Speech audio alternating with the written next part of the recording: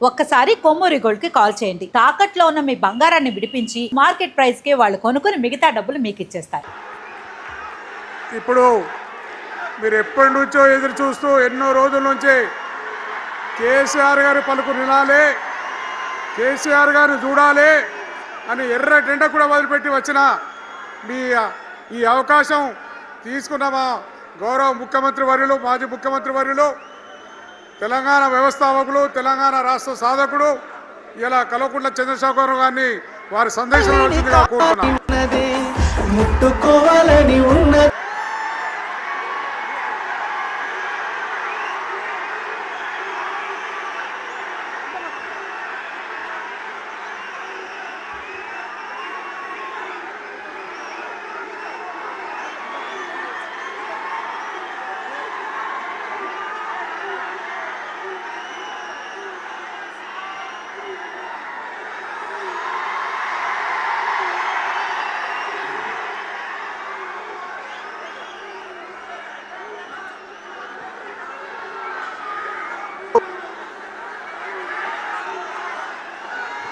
సభాధ్యక్షులు,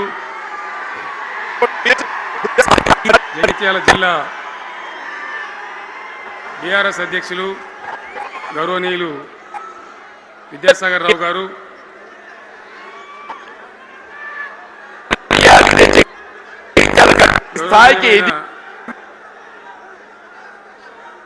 తెలంగాణ శాసన మండలి ప్రతిపక్ష నాయకులు గౌరవనీయులు సిరికొండ మత్స్యనాచారి గారు,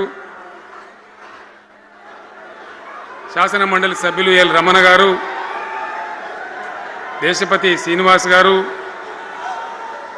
శాసనసభ్యులు మాజీ మంత్రివర్యులు గంగుల కమలాకర్ గారు,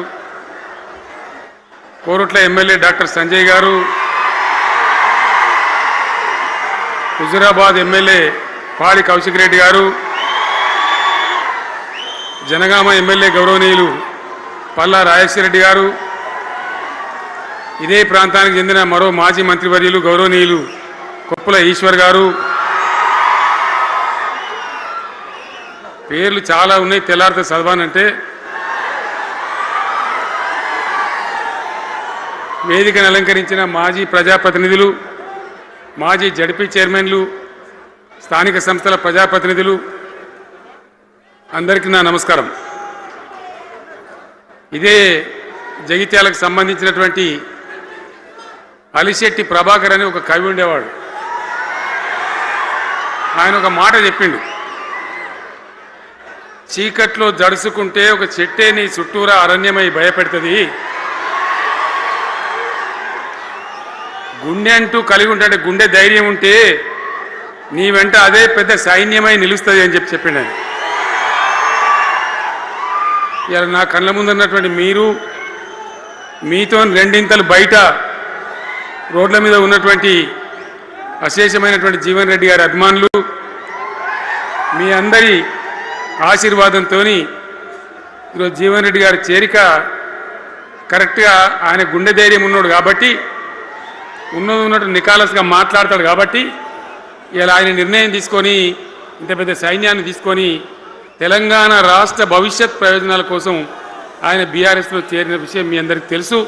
ఆయన వెంట మీరందరూ వచ్చి ఎవరైతే అందరూ ఈరోజు చేరినరో, ఇంకా రాని వాళ్ళు కూడా ఉన్నారో గ్రామాలలో, పట్టణంలో, మీ అందరికీ ముఖ్యంగా జీవనన్న గారికి, ఆయన వెంట వచ్చినటువంటి ప్రతి పౌరుడికి, ప్రతి అన్నకు, ప్రతి తమ్ముడికి, ప్రతి చెల్లెకి కూడా పేరు పేరున బీఆర్ఎస్ రాష్ట్ర అధ్యక్షుడిగా నేను హృదయపూర్వకమైన స్వాగతం, సుస్వాగతం తెలియజేస్తా ఉన్నాను.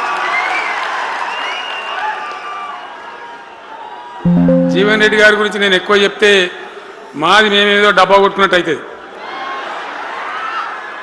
ఎందుకంటే ఆయన గురించి మీ లోపల తెలియని వాళ్ళు ఎవరు లేరు ఇక్కడ. 40-45 సంవత్సరాల నుంచి మేము స్నేహితులం, చాలా దగ్గర మిత్రులం. వారు చెప్పిన వారి ఉపన్యాసంలో భిన్న రాజకీయ సిద్ధాంతాల వల్ల విడివిడిగా పనిచేసినాం, కానీ మా స్నేహితంలో ఎప్పుడు లోపం లేదు. చాలా చాలా బాధలు, మంచి చెడ్డ సుఖాలన్నీ కలిసి పంచుకునే వాళ్ళం, అభిప్రాయాలు కూడా కలిసి పంచుకునే వాళ్ళం. బాబు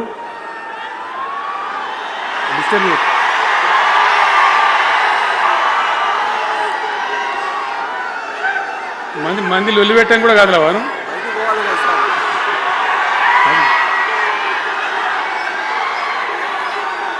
చాలా కలిసి పనిచేసినాం. ఆయనకుండే నిబద్ధత, ధైర్యంగా ప్రజా జీవితంలో పనిచేసిన పద్ధతి ఎంతమందికో చాలామందికి ఆదర్శంగా నిలిచినటువంటి వ్యక్తి. జగిత్యాల్లో ఆయన పుట్టి పెరిగి రాజకీయంగా చాలా పెద్దవాడు అయినాడు మీ అందరి దీవెనతో. కానీ ఒక జగిత్యాల్లోనే కాదు, ఆయనకు పాత కరీంనగర్ జిల్లా వ్యాప్తంగా అట్లనే పొరుగున ఉన్నటువంటి అనేక జిల్లాలలో చాలామంది జీవన్ రెడ్డి గారి అభిమానులు ఉన్నారు. చాలామంది. మీరు లొల్లి పెట్టకండి, మీ ఫోటోలే బయటికి పోతున్నాయి. అది లైవ్ టెలికాస్ట్ ఉంది, దానిలో మీ బొమ్మలు టీవీలో కనబడుతున్నాయి మీ ఇంటికాడ. లొల్లి పెట్టకండి. ఇక సెట్ అయిందా?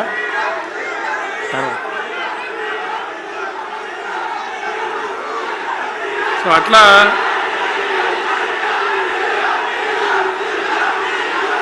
Please please please please.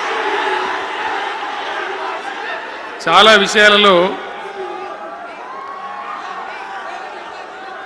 ఆయన ఎంతో మందికి ఆదర్శంగా నిలిచినాడు, పనిచేసినాడు. ఈ ప్రాంతం గురించి తన ప్రాణం పెట్టి పనిచేసినాడు.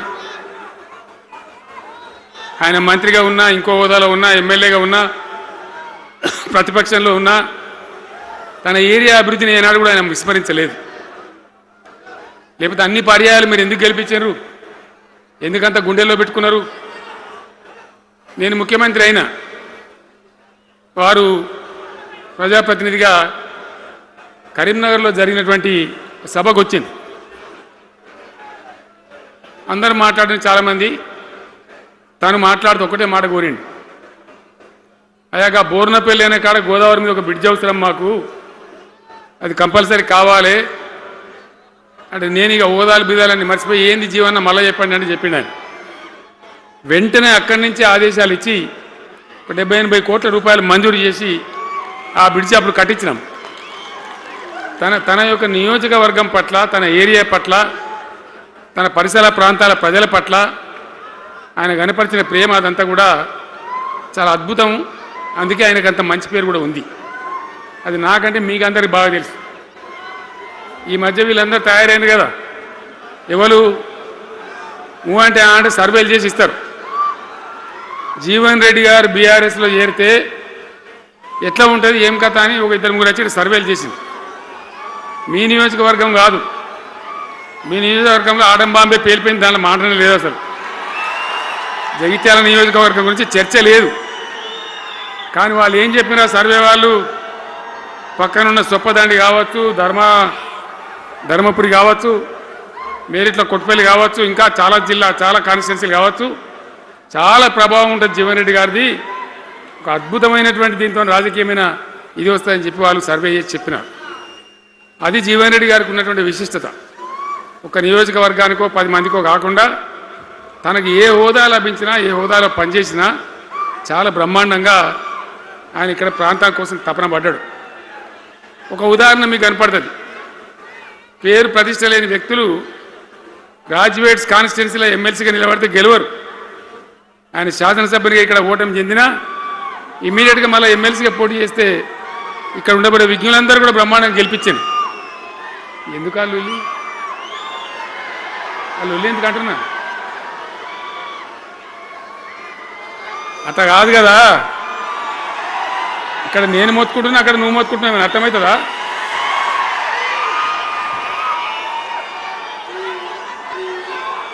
ఏయ్ ఆగవా బాబు, అది వెనక ఊరేటోడు మనోడేనా? విజయసారావు మనోడేనా? మోపాయిండి ఐడియా కూడా మనోడేనా? మన బుక్కుండా పెట్టు. ఇంత దూరం వచ్చి మనం ఇంత సభ పెట్టుకొని 4 విషయాలు ప్రజలకు చెప్పుకోవాలి కదా. మరి ఈ బట్టి అరుపులారిస్తే ఏం లాభం? సో అట్లా జీవన్ రెడ్డి గారు తన రాజకీయ ప్రస్థానాన్ని ఒక సమితి ప్రెసిడెంట్గా ప్రారంభించి ప్రజా సమస్యల మీద పోరాటం చేసి సివిల్ లిబర్టీస్లో కూడా అడ్వకేట్గా ఆనాడు ఎంతోమందికి పౌర హక్కుల సంఘానికి కూడా మద్దతు ఇచ్చి అచ్చమైన నికార్సైనటువంటి ప్రజా కార్యకర్త నిరూపించుకొని అంచెలంచెలుగా ఎదిగి ఇంతకుముందే ఆయన చెప్పినట్టుగా అనేకమైనటువంటి పదవులు ఆయన చూసినాడు. పదవులైన కొత్త కాదు, బ్రహ్మాండంగా శాసనసభ్యుని గెలవడం, మంత్రి పదవులు అలంకరించడం, అనేక రంగాలలో అనేక రకాలుగా పనిచేయడం అంతా కూడా మీకు తెలుసు. నేను కొత్తగా చెప్పే అవసరం లేదు. నేను ఒక్కటే మాట మీకు మనవి చేస్తా ఉన్నా.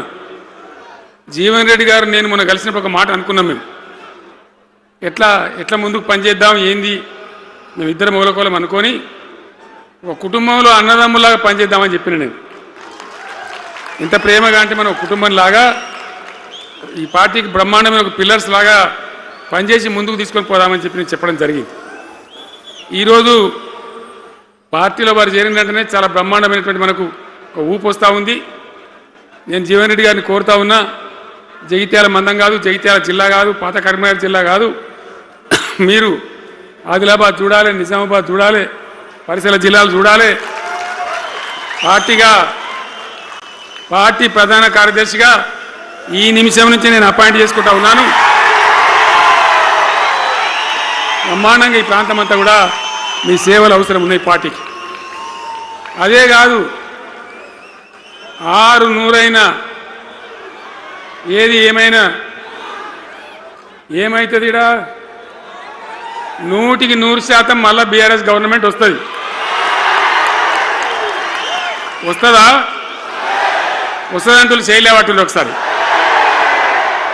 కెమెరాలు కడ దింపుకున్నారా బాబు? వస్తుంది కదా. ఇవాళ జీవన్ రెడ్డి గారు పార్టీలో బాబు కౌశిక్ రెడ్డి జర ఆగబట్టరు వాళ్ళు.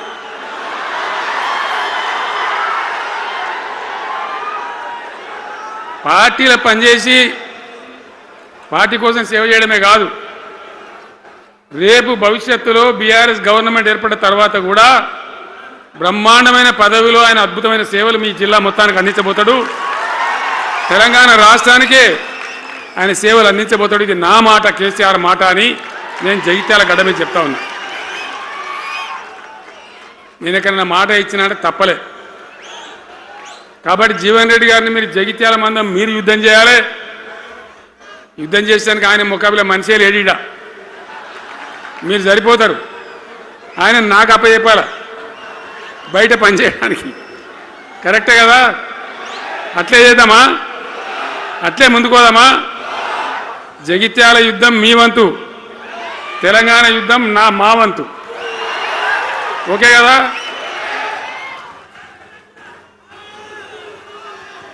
ఇప్పుడు ఏమైతుంది? ఏం కావాలి?